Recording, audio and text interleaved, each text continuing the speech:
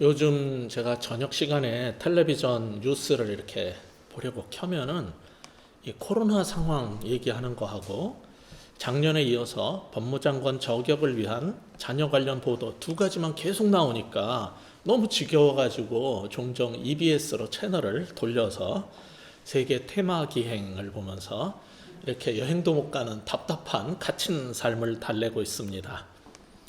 처리해야 할 국가적 현안도 많고 국민들도 힘든 정말 해결되기 바라는 그런 문제들도 많은데 오로지 그 일에만 2년째 매달리는 이 의원이라는 사람들도 딱하고 2년째 그 일로 먹고 사는 기자와 언론들도 한심하지만은 사법개혁을 하겠다는 법무부 장관을 부모로 둔 죄로 표창장과 휴가 의혹이 갑자기 다른 의원 자녀들의 마약과 음주운전 사고 등 자명한 범죄 행위보다 더욱 흉악사범처럼 만들어져서 일상이 파괴되고 창살 없는 감옥 생활하는 두 청년이 이제는 참 안 됐다는 생각까지 듭니다. 그들은 하루하루 사는 게 얼마나 지겹고 힘들까요? 오늘 우리가 읽은 본문에 나오는 바울도 유대인들한테 고발을 당한 후에 억울하게 수감이 되어 있습니다. 벨릭스 총독에 이어서 후임 베스토 총독까지 입으로는 무죄라면서 석방은 해주지 않고 계속 불러다가 신문만 하고 이번에는 아그리빠 왕도 자기도 좀 알고 싶고 조사하고 싶다 그러니까 또 불러다가 신문대에 세웁니다. 그런데 바울은 법정에서 스스로 자신을 변호해야 했습니다. 지금은 변호사가 할 일을 당시에는 피고가 직접 자신을 변론해야 했어요. 어떤 사람은 지금 이런 바울의 재판과 구원 간증 스토리가 계속 지금 반복해서 세 번째 나오잖아요. 그러니까 지겹게 생각될 수도 있겠지만 그 전개 방식과 강조점이 어떻게 다른가를 살펴보면 좀 흥미로울 것입니다. 우리 1절 같이 한번 읽어보겠습니다. 어떻게 시작되나 본문이 1절 같이 읽습니다. 시작. 아그리빠가 바울에게 이르되 너를 위하여 말하기를 내게 허락하노라 하니 이에 바울이 손을 들어 변명하되 로마법에 따라서 아그리빠 왕도 바울에게 자신을 변호할 수 있는 기회를 줬어요. 오늘날 사회에서나 교회에서나 어떤 사람에게 의심스러운 점이 있다면은 이처럼 당사자에게 소명할 기회를 반드시 줘야 합니다. 계속되는 주변의 고발과 모함을 듣다 보면은 정말 그렇게 생각돼가지고 공정한 재판을 하기 전부터 그 사람들을 죄인 취급하는 경우가 많은데 의혹이 아니라 증거로 판단하고 당사자에게는 반드시 자기 변호의 기회를 줘야 되는 겁니다. 이때 상황 설명을 좀 하려고 하면은 어디서 변명이야 막 이러면서 몰아대는 사람들이 있어요. 제가 본 사람 가운데는 목사 가운데도 그런 사람이 있어요. 그런 거는 직장에서나 교회에서나 굉장히 비민주적이고 비인격적이고 게다가 혹시라도 억울한 모함을 받은 사람이라면은 그에게는 지울 수 없는 상처를 주는 것이니까 우리는 조심해야 합니다. 혹시 우리 그리스도인들 가운데서도 그런 권위적인 행동을 하는 사람이 있다면은 그 사람들은 자신이 이런 헤롯 아그리빠 2세만도 못한 사람임을 알아야 할 겁니다. 우리 그리스도인들은 어떤 경우에도 항상 예의를 갖추고 상대를 배려하는 게 삶의 기본이 돼야 되는 겁니다. 자, 우리 2절 3절 같이 읽어보겠습니다. 시작. 아그리빠 왕이여 유대인이 고발하는 모든 일을 오늘 당신 앞에서 변명하게 된 것을 다행히 여기나이다. 특히 당신이 유대인의 모든 풍속과 문제를 아심이니이다. 그러므로 내 말을 너그러이 들으시기를 바라나이다. 2절에서 바울은 이처럼 유대인들의 고발에 대해서 자신을 변호하게 해준 것에 대해서 감사를 표현하고 아그리빠 왕을 유대 풍속과 쟁점에 대해서 잘 아는 전문가라고 치켜 세워주고 인정해 주는 예의 바른 자세로 자기 변호를 시작합니다. 판사라고 다 하는 것도 아니고 전지하지도 않고 항상 정의롭지도 않아요. 우리가 요새 계속 느끼는 거 아닙니까? 그래도 겸손한 자세와 존중하는 자세로 변론을 해서 판사가 바른 판단을 내릴 수 있게 하는 게 지혜로운 일입니다. 그런 자세로 바울은 이제 변론을 시작을 해요. 자, 그 다음 4절 5절 같이 또 읽어볼까요? 시작. 내가 처음부터 내 민족과 더불어 예루살렘에서 젊었을 때 생활한 상황을 유대인이 다 아는 바라. 일찍부터 나를 알았으니 그들이 증언하려 하면 내가 우리 종교의 가장 엄한 팔을 따라 바리새인의 생활을 하였다고 할 것이라. 자, 바울이 로마법을 위반한 범죄 사실이 없으면 이미 총독이 확인해 준 것이기 때문에 그 문제는 다시 이제 언급할 필요가 없어요. 다만 이제 자신을 고발한 유대 지도자들의 주장에 따라서 신앙 문제에만 집중을 하는 겁니다. 논증의 출발점은 바울을 고발한 유대인들도 그가 어렸을 때 율법 기준에 따라서 엄격한 신앙생활을 해왔던 것을 이미 다 알고 있다는 것을 가지고 시작을 해요. 여기 4절에 보시면 예루살렘에서 생활한 상황을 유대인이 다 아는 바라 이렇게 주장을 하는데 고발인들이 아무도 반박하지 않는 걸 보면은 바울은 유대인 사이에서도 소문난 훌륭한 신앙인이었다는 것으로 우리는 짐작할 수 있어요. 저거 엉망이었고 망나니면 대뜸 대들었을 텐데 아무 말 안 하잖아요. 이렇게 아무리 미워도 인정할 것은 인정하고 살아야 되는 겁니다. 우리 한국 사회의 야만성은 상대를 짓밟기 위해서는 사실도 인정하지 않고 자신들의 왜곡된 시각으로 비방과 모함을 끈질기게 계속해야 된다는 겁니다. 그럼 그들이 자신의 신앙 문제에 대해서 고발하는 거를 도대체 이유가 무엇 때문인지 좀 궁금해져야지 이게 정상입니다. 바울은 자신이 왜 신앙 문제 가운데 어떤 것 때문에 고발을 당한 건지 이제 파고 들어가는 거예요. 우리 6절, 7절 같이 읽어보겠습니다. 시작. 이제도 여기 서서 신문받는 것은 하나님이 우리 조상에게 약속하신 것을 바라는 까닭이니 이 약속은 우리 12지파가 밤낮으로 간절히 하나님을 받들어 섬김으로 얻기를 바라는 바인데 아그리빠 왕이여 이 소망으로 말미암아 내가 유대인들에게 고소를 당하는 것이니이다. 자, 하나님은 이스라엘의 조상들과 언약을 맺으셨는데 그 약속에 대한 소망을 갖는 것이 잘못된 거냔 말이에요. 아니지 않냐 이거예요. 이스라엘은 모두 그 약속의 소망의 성취를 기대하고 하나님을 지금까지 예배하면서 살아왔다는 사실을 지적해요. 그런데 그 소망 때문에 고소를 당했다니 그 소망은 도대체 무엇이며 그 소망의 핵심이 뭘까요? 그게 8절이에요. 자, 8절 같이 읽어보겠습니다. 시작. 당신들은 하나님이 죽은 사람을 살리심을 어찌하여 못 믿을 것으로 여기나이까? 자, 그게 뭡니까? 하나님이 죽은 사람을 살리신 부활 때문에 지금 바울이 고소를 당하고 이 고통을 받는다는 거예요. 자신이 고소당한 핵심은 이스라엘의 소망의 핵심인데 그게 뭐냐면 부활에 대한 시각 차이, 믿음 차이 때문이라는 거예요. 그러면서 바울은 자신의 신앙이 문제가 있다라고 고발을 당했는데 오히려 당신들은 어찌하여 하나님께서 죽은 사람을 살리신다는 사실을, 부활을 왜 믿지 못합니까? 내 신앙이 문제가 아니라 당신들의 신앙이 문제입니다 라고 지금 지적하는 거예요. 이렇게 해서 기독교의 핵심은 뭐예요? 성공과 축복과 번영이 아니고, 기독교의 핵심은 복잡하고 굉장히 어려운 교리 체계도 아니고, 다만 한 가지, 우리 죄 때문에 하나님의 아들이 대신 심판받으시고 하나님께서 예수님을 죽음에서 일으키셔서 그가 옳았다는 사실을 입증해 주시고 모든 죄와 죽음의 문제를 근본적으로 해결해 주는 부활에 있다는 거예요. 이 부활이 그래서 기독교의 핵심이고 그런 부활의 증인으로 살았기 때문에 자기가 지금 고소를 당했다는 겁니다. 그래서 바울은 나는 이 부활의 증인으로 산다, 이 얘기를 하는 거예요. 이걸 통해서 우리는 무엇을 깨달아야 됩니까? 오늘 본문의 첫 번째 교훈입니다. 오해와 핍박을 받더라도 이 기독교의 본질인 부활의 증인이 되자는 거예요. 여기에 대해서 사람들은 뭐라고 말하고 오해하고 아직 이해 못하고 또 말도 안 된다 그럴지 모르지만은 오해와 핍박을 받더라도 우리는 기독교의 본질인 부활의 증인으로 살아야 되는 겁니다. 물론 바울도 처음부터 이런 사실을 믿었던 것은 아니에요.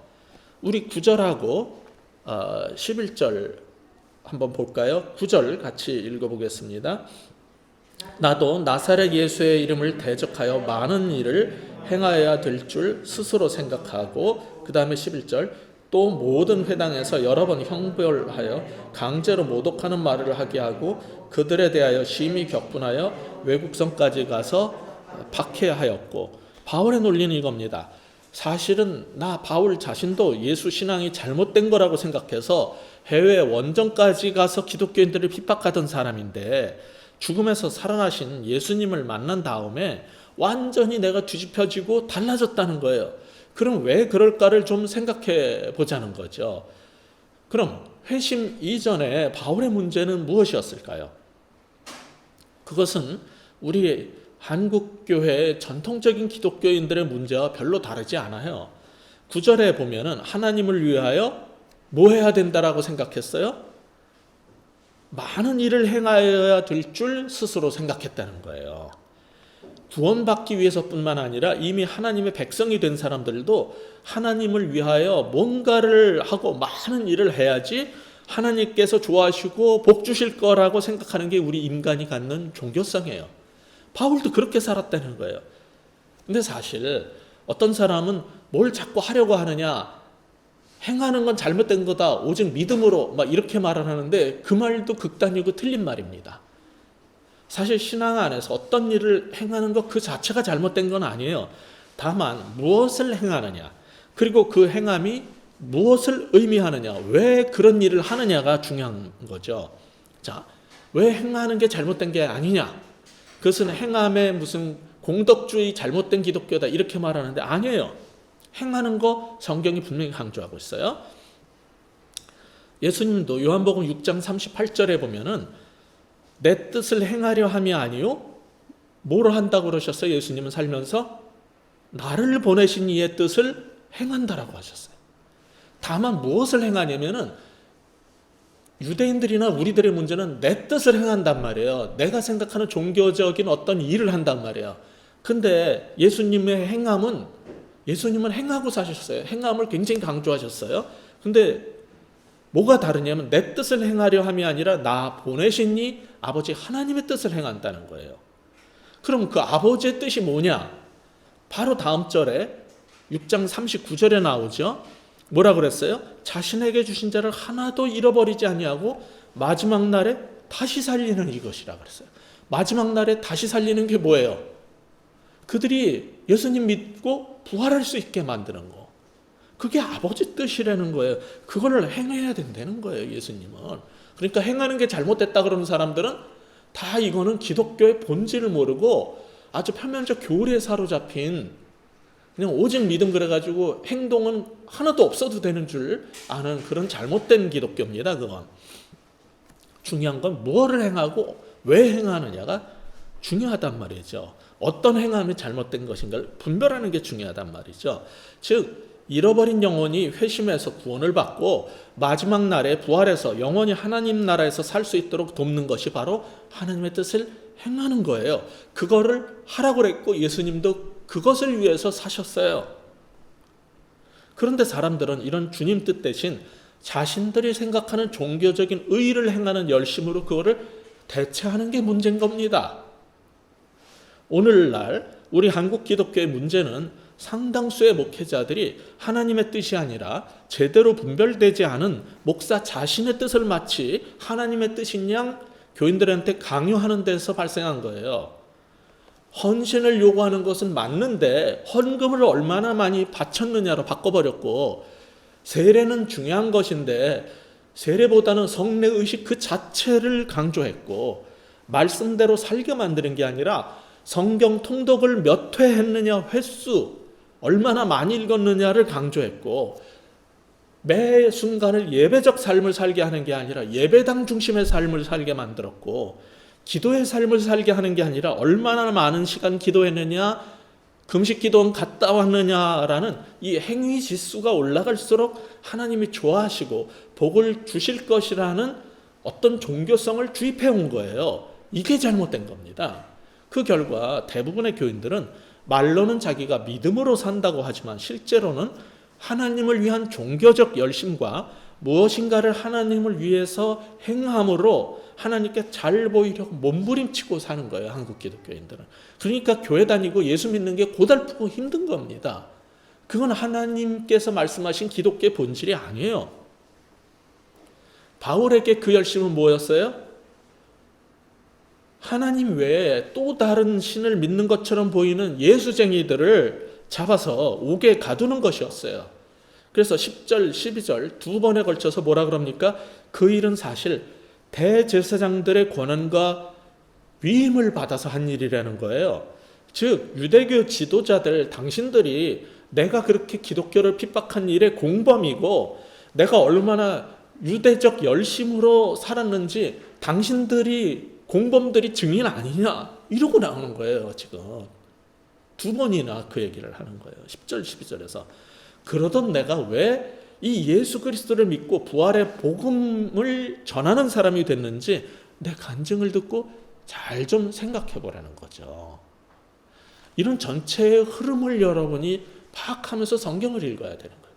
그냥 읽는다고 이게 이해가 되질 않거든요. 다 읽고 다 이거는 알아요, 이 사건은. 근데 그 의도와 상황을 지금 파악이 돼야 되는 거예요. 그래서 이제 다시 간증을 시작을 하는 게 13, 14절입니다. 우리 한 목소리로 같이 읽어보겠습니다. 시작.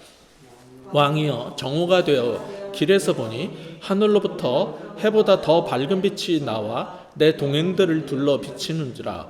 우리가 다 땅에 엎드러짐에 내가 소리를 들으니 히브리 말로 이르되 사울아 사울아 내가 어찌하여 나를 박해하느냐 가시체를 뒷발질하기가 내게 고생이니라. 자, 바울은 하나님을 섬기는 자신의 종교적 열심을 가지고 예수의 이름을 대적해 왔는데 14절 후반부에 하늘에서 난 소리에 의하면 그게 뭐래요? 하나님을 박해하는 것이고 소위 가시체를 뒷발질하는 고생이라는 거예요.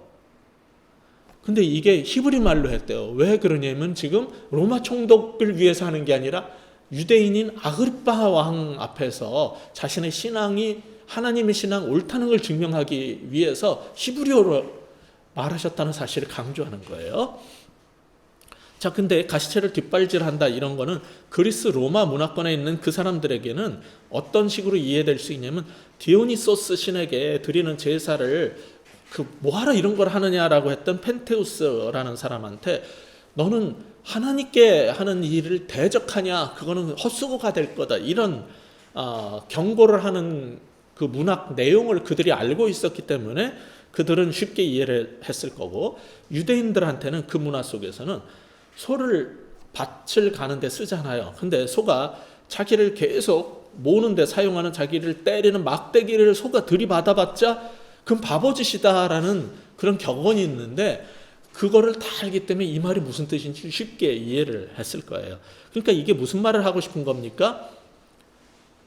결국 이 모든 거는 그리스도를 통해서 새 일을 하려고 하시는 하나님을 들이받는 쓸데없는 헛고생이란 말이에요. 그러니까 여러분이 나를 고발해가지고 처형시키려고 하는 이 열심과 이런 행동 모두가 다 똑같이 하나님을 박해하는 것이고 가시체를 뒷발질하는 고생이다라는 얘기를 은근히 하는 거예요.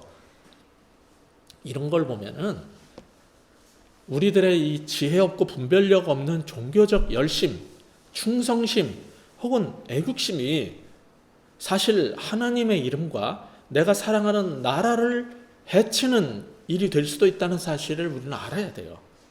코로나고 뭐고 8.15든 개천절이든 광화문에 모여서 찬송가 부르고 주여 소리치고 집회하는 게 바로 애국이고 하나님을 위한 일이라고 그들은 생각하지만은 우리의 이런 무지한 종교적 열심의 결과로 온 나라가 고통에 빠져가지고 많은 소상공인들이 지금도 이 코로나19 대책 때문에 그게 퍼지니까 사업이 어려워졌고 그리고 그 결과 하나님과 교회를 사람들이 더 싫어하게 됐기 때문에 하나님을 거스르고 교회를 박해하는 그런 일을 자초한 결과가 돼버렸잖아요.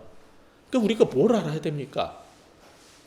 하나님을 위해서 뭔가 하려 들지 말고 하나님께서 기대하시고 우리에게 살라는 삶을 잘 살면 되는 거예요. 그게 하나님의 뜻을 행하는 거예요. 근데 우리의 문제는 우리의 종교적 열심을 갖고 우리가 뭘 해야 된다라고 자꾸 생각을 하는 거죠. 그래서 두 번째 교훈이 뭡니까? 하나님을 위해서 무엇을 하기보다는 주께서 명하시는 일을 하라는 거예요. 하나님을 위해서 내 뜻으로 뭔가를 하려고 들지 말고 주님께서 명하시는 것을 하고 사세요. 예수님처럼. 이게 예수님이 살았던 삶의 방식이거든요. 15절 이후에 바울이 예수님을 만난 간증은 사실 아까도 말씀드렸지만 사도행전 9장에서도 나왔고요. 22장에서도 나왔는데 이제 26장에서 세 번째 간증이에요. 그러니까 계속 이 사도행전을 읽어온 사람은 왜 같은 얘기를 이렇게 자꾸 반복하느냐 생각할 수도 있지만은 아까 말씀드린 것처럼 앞에 건 전부 로마 행정관 앞에서 나는 로마법상 범죄 행위가 없습니다라는 걸 밝히는 간증이었다면은 이번에는 유대인 통치자 앞에서 내가 종교적으로도 야훼 하나님 앞에서 무죄다라는 사실을 변증한다는 점에서 다른 겁니다. 그리고 하나님께서 자신을 왜 부르셨는가라는 사실을 보여주려고 하는데 집중한다는 점도 앞에 두 번에 간증하고 다른 차이점이에요. 자, 15절 같이 읽어보겠습니다. 시작. 내가 대답하되 주님 누구시니까? 주께서 이르시되 나는 네가 박해하는 예수라. 자신을 부르는 하늘의 소리에 놀라서 바울이 도대체 누구십니까? 라고 하자 나는 네가 박해하는 예수다라는 천둥 같은 하나님의 소리를 듣게 된 거예요. 두려움에 떨면서 땅에 엎드려져 있는 그에게 하나님께서는 16절에서 뭐라 그러셔요? 일어나 너의 발로 서라 명령을 하시는데 이거는 에스겔서 2장 1절에 보면은 그가 내게 이르되 인자야 네 발로 일어서라 내가 네게 말하리라는 말씀처럼 하나님의 종 즉 선지자를 소명하는 장면이에요. 그 얘기는 하나님을 믿는다면서 대제사장과 유대인 지도자들이 나 바울을 모함하고 고소하는 거는 이렇게 나를 부르신 하나님의 종을 모함하고 고소하는 일이라는 뜻이기도 한 거예요. 그럼 하나님이 바울을 불러서 종으로 세우신 목적은 뭡니까? 그것은 17, 18절이에요. 같이 읽어보겠습니다. 17, 18절 시작.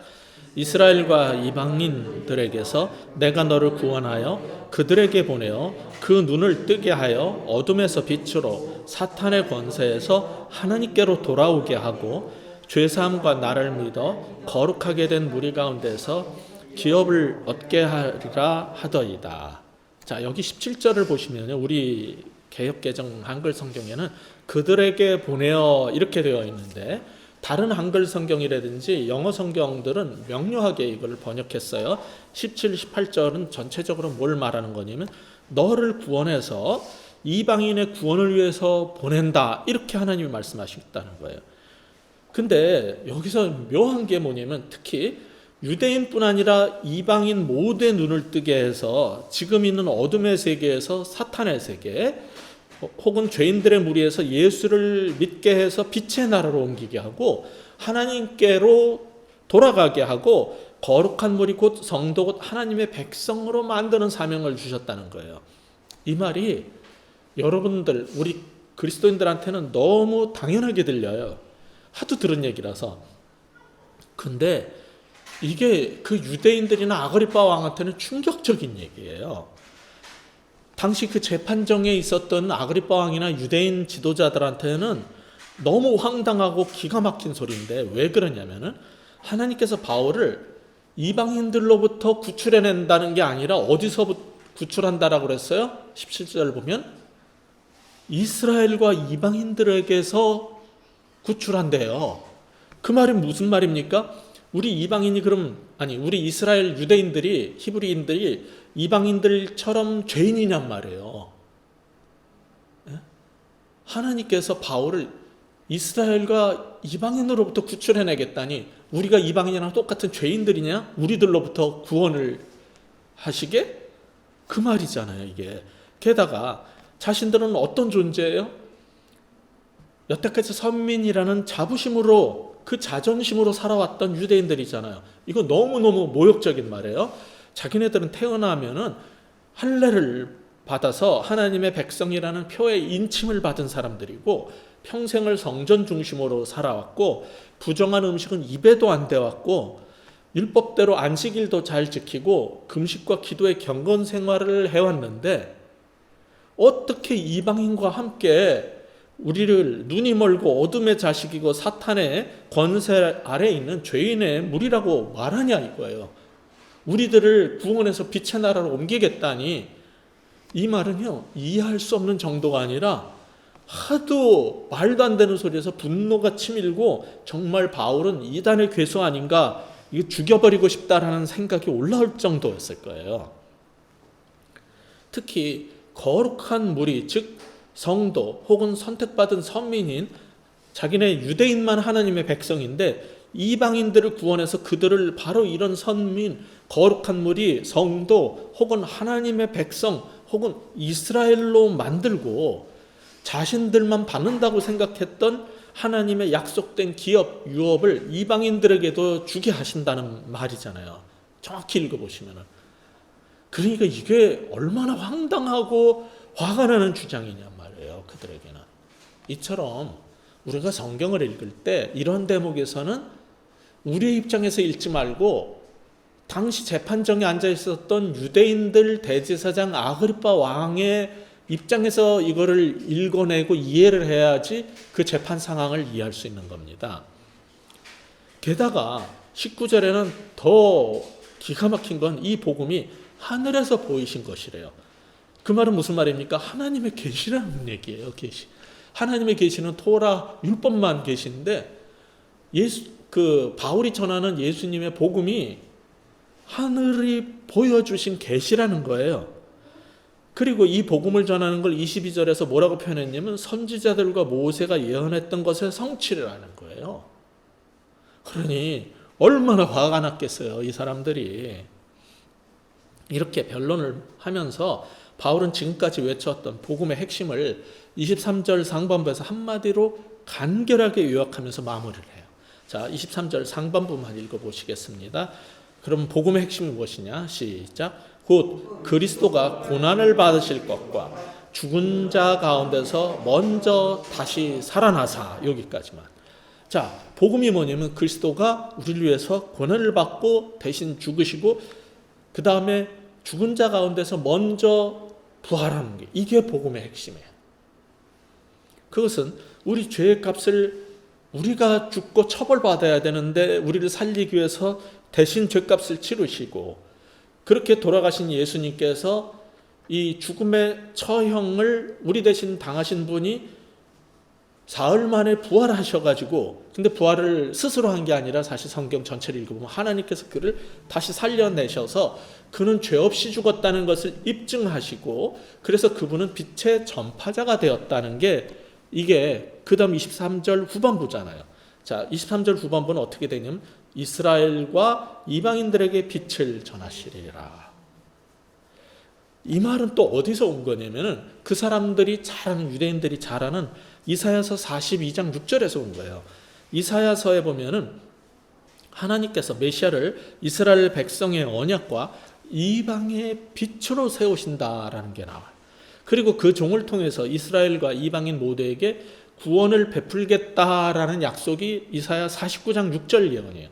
이게 예수님을 통해서 지금 성취되었다는 말을 하고 있는 거예요. 그들은 이사야서를 우리보다 굉장히 잘 알기 때문에 딱 알아들었어요. 맨날 외웠으니까 성경은. 그래서 이방인뿐 아니라 당신네 유대인들도 예수님을 메시아로 믿고 구원받아야 된다는 얘기를 하는 거예요. 지금 바울이 지금 어떤 상황이냐면 법정에서 고소당해가지고 자기 코가 석자인데 자신의 무죄 방면을 위해서 싸우는 게 아니라 이게 기회만 되면은 예수 부활의 복음을 증거하려고 애쓰는 거예요. 정말 대단하지 않아요? 그러니 우리도 어떻게 살아야 되겠어요? 오늘 본문의 세 번째 교훈입니다. 부활 복음으로 어둠을 밝히는 사명을 다해야 된다는 거예요. 바울처럼 우리도 부활 복음으로 어둠을 밝히는 이 사명을 다해야 돼요.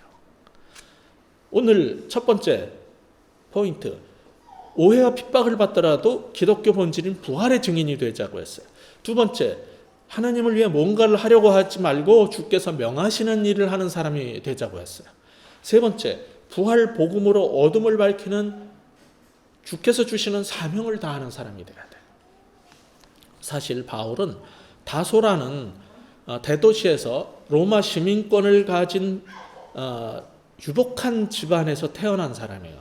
그런데 어려서 예루살렘으로 유학을 보내져 가지고 당대 최고의 율법학자인 가말리엘의 문화에서 제대로 교육받은 사람입니다. 그리고 신앙적으로도 흠없이 살려고 애를 썼고, 그러다가 예수님을 만나고 나서 다른 사람을 위해서 희생적인 삶을 살아온 사람이에요. 그런데도 억울하게 누명을 쓰고 고발을 당하고 말도 안 되는 재판을 지금 몇 번째 받고 옥살이를 지금 몇 년째 하고 있잖아요. 오늘날 이런 일이 발생하면요, 너무 억울해서 화병 들어서 죽겠다 그럴 거고, 한국 사람이라면은 요즘처럼 심약한 사람들이 많은 시대에는 아마 자결하려고 들 거예요. 그리고 그런 일 당한 사람이 부모나 자식들은 청와대 청원 홈페이지에다가 이 억울함과 누명을 풀어달라고 청원서를 올릴 겁니다. 그런데 바울은 그것을 꿋꿋이 감당하면서 믿음의 삶을 살았어요. 너무너무 대단한 거예요. 여기 어떤 분은 아시겠지만은 저도 사실 말씀에 줄인 사람들을 위해서 바른 복음이 전파되는 성경적 교회를 세우려고 몇 년 전에 교회를 개척했어요. 제가 일하는 신대원의 직장 생활을 열심히 해서 내가 먹고 사는 문제를 해결하면서 교회에서 아무 대가 없이 섬겼고, 필요한 물품이 있다면 여기저기 모금도 해가면서 교회를 세워갔어요. 그런데도 어떤 사람들은 바로잡아야 할 그런 지적이 되면 하나님 말씀 때문에 어떤 면을 얘기를 하면은 돌이키기보다는 기분 나쁘다고 뭉쳐서 대들자고 선동을 하고, 원하는 대로 안 되면은 목사를 말도 안 되는 소리로 비방하고 모함하는 것도 봤어요. 그래서 저는 그런 사람들이 중심이 돼서 흔드는 교회를 만드는 것을 도와줄 수는 없으니까 여러분 마음대로 할 수 있는 목사님 모셔가지고 잘 신앙생활 하시라고 아무 조건 없이, 제가 그간 쌓아올렸던 아무것도 요구하지 않고 조용히 물러나 줬습니다. 그러자 또 갖은 비방을 다 해야 됐어요. 아무 대가 없이 섬겼건만 하루아침에 제가 지난 30년간 최선을 다해서 살아온 목사의 삶을 모욕을 하고, 지난 20년간 신학 교수로서 쌓아온 최소한의 자존심마저 짓밟았을 때 정말 기가 막히고 황당하고 억울하기가 이를 데가 없었어요.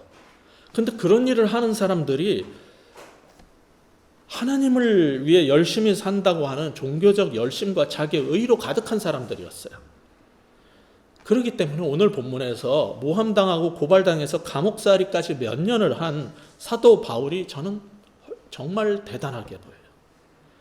유대인들은 선민이라는 자존심에 금이 갔겠죠. 사도 바울의 그러한 설교 때문에, 간증 때문에. 그건 돌이키고 예수님을 믿으라는 충언인데도 바울을 고발하고 죽이려고 들 때 하나님의 종 바울에게는 자존심이라는 게 없었을까요? 그렇지 않아요. 그런데 그때 바울이 보였던 이 성숙한 태도를 보면서 나는 어떻게 살아야 되는가를 저는 다시 생각해 보게 됐어요. 여러분도 살다가 보면은 너무나 억울한 일, 힘든 일들 있죠. 그럴 때 바울을 생각해 보세요. 그리고 우리 주님 예수님께서 어떻게 고소당하고 모함당하고 재판 같지 않은 재판을 당하고, 그리고 처형당하시고 그러면서 우리를 구원의 길로 이끄셨는지. 그래서 우리 모두는 힘들고 억울한 일이 있을 때마다 바울을 바라보고 우리 주 예수님을 바라보면서 오늘 나는 어떻게 행동해야 될 것인가를 결정해야 될 겁니다. 우리 모두 다 함께 그러한 삶을 살 수 있는 하나님의 백성 되시기를 예수 그리스도의 이름으로 축복합니다. 기도하시겠습니다. 하나님 아버지, 우리 모두 정말 세상 살다 보면 너무나 힘들고 어렵고 그리고 억울하고 원통한 일들 당하면서 살 때가 많습니다. 그때 분노가 치밀고 부르르 떨리고 화가 날지언정 그리스도인답게 대응하게 하여 주옵소서. 원수 갚는 것은 내게 있다라고 말씀하신 주님께 의뢰하여 하나님께 기도로 그 문제의 해결을 청원하고, 우리가 사적으로 원한을 품고 해코지를 하려 들고 싸우고 행패 부리고 하는 일은 우리 그리스도인들은 하지 않게 하여 주옵소서. 내가 화가 난다고, 상대편이 밉다고 상대편을 짓밟고 끌어내리고 공격하는 그런 세상 사람들처럼 똑같이 살지 않게 하여 주옵소서. 우리 주님이 어떻게 사셨는지, 그리고 그 예수님을 우리의 주인으로 삼은 이 삶이, 제자의 삶이 무엇인지 돌아보게 하여 주시고, 그래서 바울도 그런 억울한 누명을 쓰고도 수년간의 감옥 생활을 하면서도 정말 쓰러지지 아니하고 믿음으로 살고 그리스도인답게 예의 있게 행동하고 생활했다는 사실 앞에서 오늘 우리의 삶도 그 본을 따라 사는 모두가 되게 하여 주옵소서. 우리는 훨씬 작은 일로, 그보다도 훨씬 적은 고통을 받으면서도 때로 억울하고 분노에 젖을 수 있는 그러한 연약한 존재들이오니 우리를 불쌍히 여겨주시고 긍휼히 여겨주시고, 아버지 하나님, 우리도 정말 예수님처럼, 사도 바울처럼 그렇게 사는 모두가 되도록 도와주시옵소서. 저 자신부터, 그리고 우리 성도들 모두, 그리고 하나님의 백성 모두가 정말 그러한 하나님의 자녀다운 삶을 살 수 있도록 성령께서 우리 마음을 만져주시고 우리를 새롭게 하여 주시기를 간절히 기도하옵나이다.